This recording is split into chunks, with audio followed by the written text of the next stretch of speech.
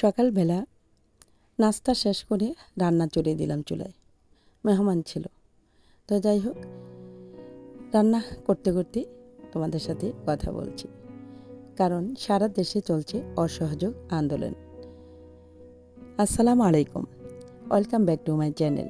কেমন আছেন সবাই? কাছে দূরে যে যেখানে আছেন, আশা রাখছি ভালো আছেন, সুস্থ আছেন। আলহামদুলিল্লাহ, আল্লাহর অশেষ মেহেরবানিতে আমরা অনেক ভালো আছি। তো বরাবরের মতো আজকের এই ভিডিওটি নিয়ে তোমাদের মাঝে চলে আসলাম, নতুন আরও একটি ভিডিও। আশা রাখছি আজকের ভিডিওটি তোমাদের কাছে ভালো লাগবে। আজকের ভিডিওতে থাকবে রান্নাবান্নার কিছু অংশ এবং কিছু কথা থাকবে, এবং আরও থাকবে মিছিলেরও কিছু অংশ। আসলে আমি গ্রামের মেয়ে, তারপর আমাদের গ্রামে যা হচ্ছে কিছু যা আমি ভিডিও শ্যুট করেছি, যা ধারণ করেছি আমার ক্যামেরায়, তা তোমাদের মাঝে শেয়ার করব। তো এই তো কথা বলতে বলতে কিন্তু আমি এখানে জর্জরি সাদা পোলাও রান্না করে নিলাম, চিংড়ি মালাইকারি রান্না করে নিলাম, তারপরে আমি চিকেন ভুনা করেছি, চিকেন রান্না করে নিয়েছি আজকের জন্য পটল ভাজা। তো এই তো দেখো বন্ধুরা,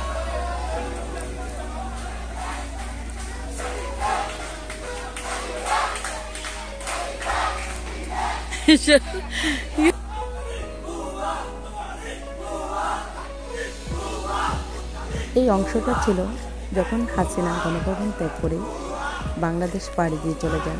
তারপরের মুহূর্তে কিন্তু সারা দেশে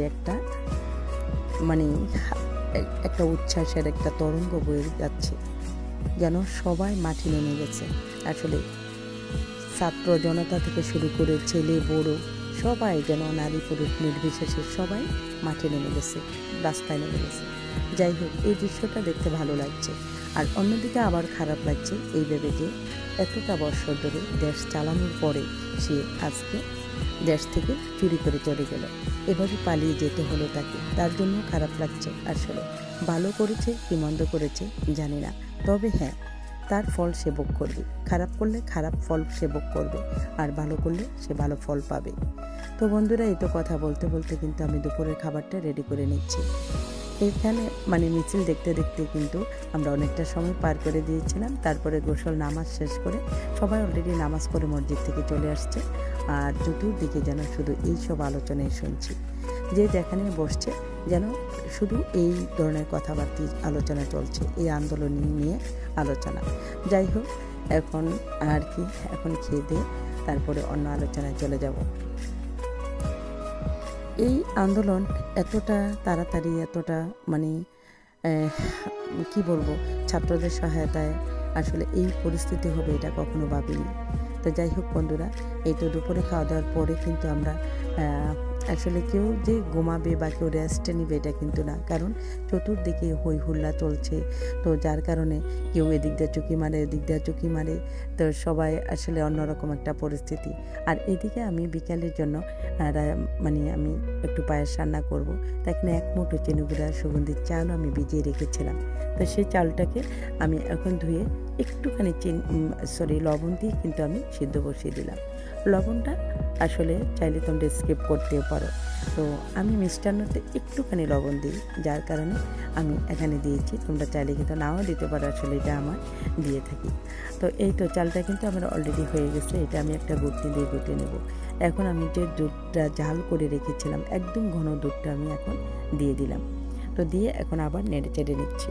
তো এখানে আমি কিছু আস্ত মশলা দিয়েছিলাম, এগুলো পরে কিন্তু আমি উঠিয়ে নেব।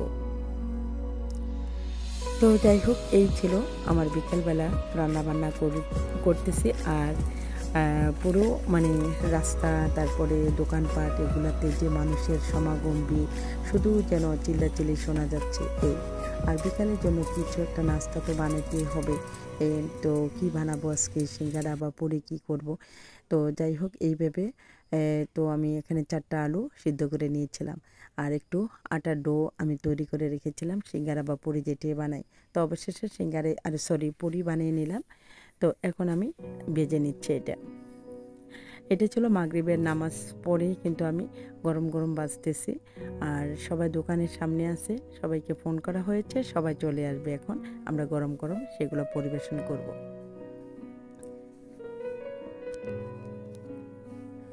1971 সালের স্বাধীনতা আসলে দেখিনি, তো সেটা ছিল আসলে আমাদের এদেশের মূর্খ বর্বর যারা ছিল তারাই কিন্তু গামছা লুঙ্গি পরে এই দেশটাকে স্বাধীন করেছিল।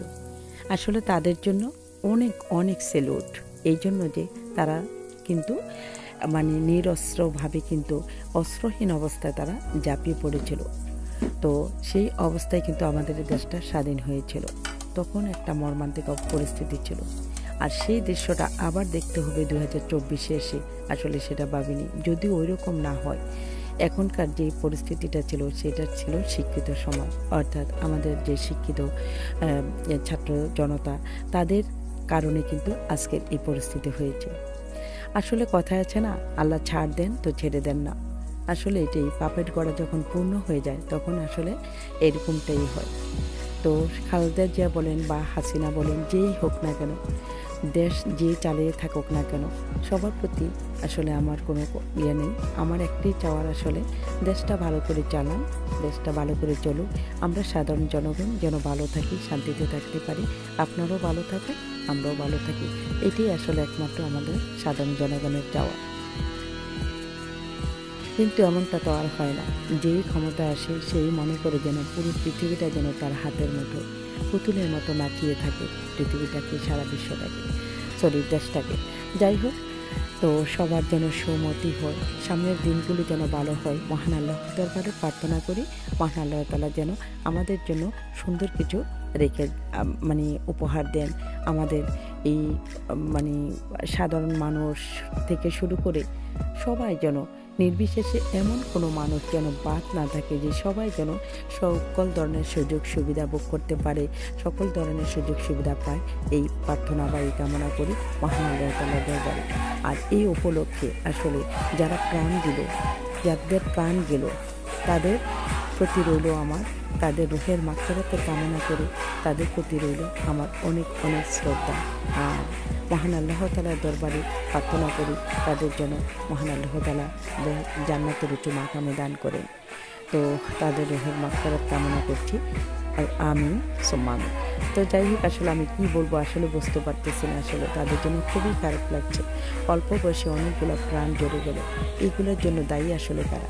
এই যে একটু আগে যে আমি এখন যে ভিডিও শ্যুটটা দেখতেছেন, এটা ছিল আমাদের যে দোকানপাটে প্রত্যেকটা এরকম প্রত্যেকটা মহল্লায় মহল্লায়, গ্রামে গঞ্জে, শহরে, বন্দরে, সব জায়গায় এরকম কিন্তু মানুষের আনাগোনা চলছে। তো যাই হোক, খারাপ লাগছে এইভাবে যে এত বছর, আজকে প্রায় 16 বছর ধরে শেখ হাসিনা মানে দেশ পরিচালনা করতেছেন। তো এই অবশেষে তিনি পালিয়ে যেতে হলো। কেন এমনটা হলো, কেন বা এমনটা করলেন, এটি আমরা আসলে ভেবে পাচ্ছি না। তিনি দেশ চালান, ভালো করে দেশ চালান, দেশের মানুষ ভালো থাকুক, তিনিও ভালো থাকেন, সুন্দরভাবে দেশ পরিচালনা করেন, এটিই তো আসলে আমরা চাই। তো যাই হোক, জানি না পরিশেষে কি হবে না হবে। তো বন্ধুরা, যারা এই পর্যন্ত আসছো আমার চ্যানেলে, আজকে নতুন জয়েন করেছো, তো আমার চ্যানেলটি চাইলেই কিন্তু তোমরা সাবস্ক্রাইব করে আমার পাশে থাকতে পারো এবং বেল আইকনের অল অপশানটি দিয়ে রাখতে পারো। তা যারা এখন একটি লাইক দেন, প্লিজ মনে করে একটি লাইক দিও, আর অবশ্যই একটি কমেন্ট লিখতে পারো। তো যাই হোক বন্ধুরা, এই তো আজকে ভিডিওটি ফার্স্ট টু লাস্ট স্কিপ না করে অবশ্যই দেখে নিবে। ভিডিওর কোথাও কোনো অংশ যদি ভালো লেগে থাকে অবশ্যই তোমরা একটা লাইক দিয়ে দিও বন্ধুরা। তো এই তো সারা দেশে চলছে অসহযোগ আন্দোলন, এই আন্দোলনে যেন মানে পরিসমাপ্তি করে গোটে খুব শীঘ্রই এই কামনা করছি। আমার সকল দেশবাসী ভাই বোনদের প্রতি এটাই আহ্বান যে সুন্দরভাবে যেন দেশ পরিচালনা হয়, আগামী দিনগুলি যেন আমাদের সুন্দর হয়, সেই কামনায়। আর কি বলবো, তো বন্ধুরা তোমরা সবাই ভালো থেকো, সুস্থ থেকো, সুন্দর থেকো। এখন এই ভিডিওগুলো ছিল আমার আসলে অন্য ইয়ার থেকে ধারণ করা, তো এগুলোই তোমরা দেখতে পারো। আসলে দেখো কত মর্মান্তিক অবস্থা। তো আমি বিদায় নিচ্ছি বন্ধুরা, তোমরা ভালো থেকো। আসসালামু আলাইকুম, আল্লাহ হাফেজ।